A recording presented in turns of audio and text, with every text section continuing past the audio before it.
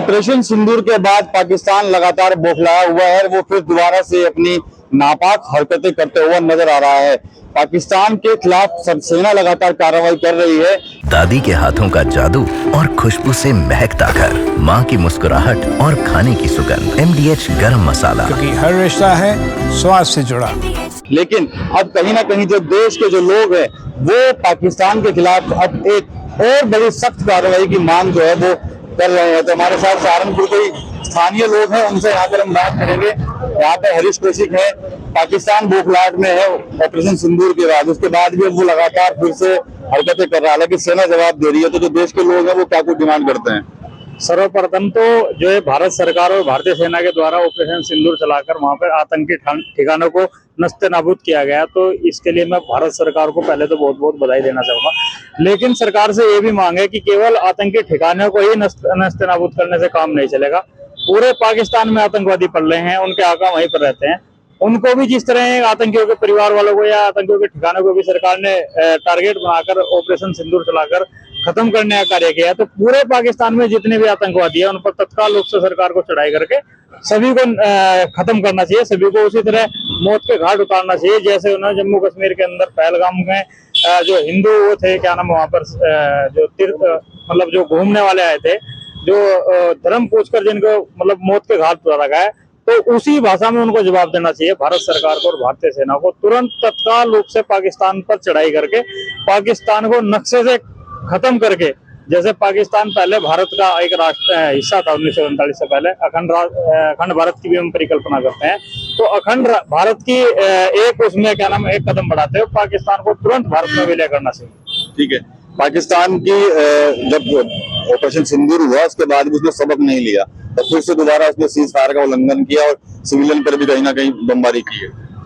मैं पहले तो मोदी जी का धन्यवाद करना चाहूंगा कि उन्होंने इतना कड़ा कदम उठाया कि उनकी जितने भी टेरर अड्डे थे, आतंकी अड्डे थे, वो उन्होंने एक ही झटके में समाप्त कर दिए। दूसरा धन्यवाद करना चाहूंगा अपने देश की सेना का, वो तीनों सेनाओं का, क्योंकि उन्होंने निर्भीक होकर एकदम उनके ठिकानों को और सटीक तरीके से बिल्कुल वही निशाना साधा, वही अड्डे उड़ा दिए। रही बात इसकी कि टेरर अटैक, जब तक उनके यहाँ फैक्ट्रियां हैं आतंक पैदा करने की, ये आतंक पैदा करने की फैक्ट्रियां बंद करनी पड़ेंगी और ये प्रधानमंत्री नरेंद्र मोदी ही बंद कर सकते हैं।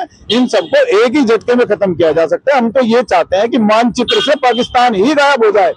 जब मानचित्र से पाकिस्तान गायब हो जाएगा तो ये समझिए दूसरे देशों की भी बुद्धियां ठीक हो जाएंगी कि आतंकवाद की फैक्ट्रियां अपने आप ऑटोमेटिक बंद हो जाएंगी। मांग उठ रही है कि पीओके पर भी कब्जा ले लिया जाए इस बार। ये तो पहला कदम होना चाहिए मोदी जी का। अब पीओके पे बिल्कुल एकदम क्लियर खुल के आना चाहिए और पीओके अपना लेना चाहिए। हमारा ही तो हिस्सा है। उधर बलूचिस्तान तैयार बैठा है, उधर अफगानिस्तान तैयार बैठा है। अगर एक बार मोदी जी तैयारी करें तो पीओके तो एक ही झटके में अंदर आ जाएगा और पाकिस्तान को 4 टुकड़ों में तोड़ दिया जाएगा। अच्छा, क्या लगता है कि जब बड़ी जंग होती है तो जो देश के युवा हैं वो क्या कुछ करने वाले हैं इस बार?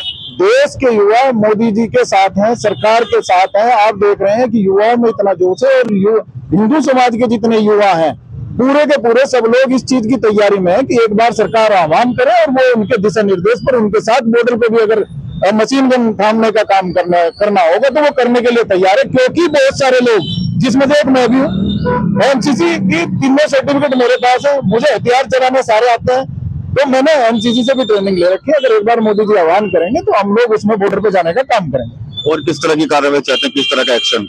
बस यही चाहते हैं कि जितना जो निर्मम हत्या उन्होंने पहलगाम में की है और निंदनीय है, और मोदी जी से यही है, मोदी जी ने जो सिंदूर ऑपरेशन चलाया उस पर हम दिल से बहुत ही शुक्रिया करते हैं मोदी जी का, पूरी सरकार का शुक्रिया करते हैं।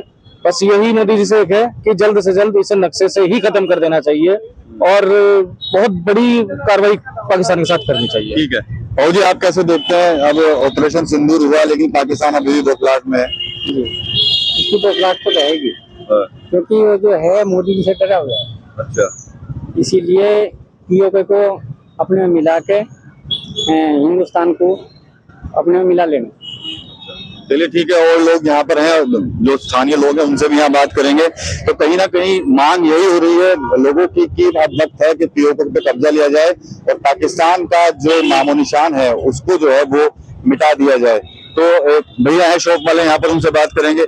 ये बताइए कि पाकिस्तान पर ऑपरेशन सिंदूर किया है भारत ने, अब बौखलाहट में है पाकिस्तान, और किस तरह की कार्रवाई होनी चाहिए?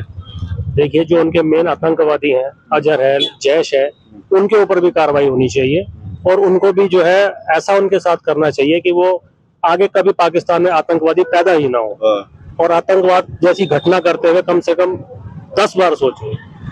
जी, मांग उठ रही है, लोग कह रहे हैं कि भैया वक्त है पीओके को भी शामिल कर लिया जाना चाहिए। बिल्कुल बिल्कुल सर, वो तो बिल्कुल अब मौका भी है और दस्तूर भी है, इसको भी समय रहते अब कर देना चाहिए।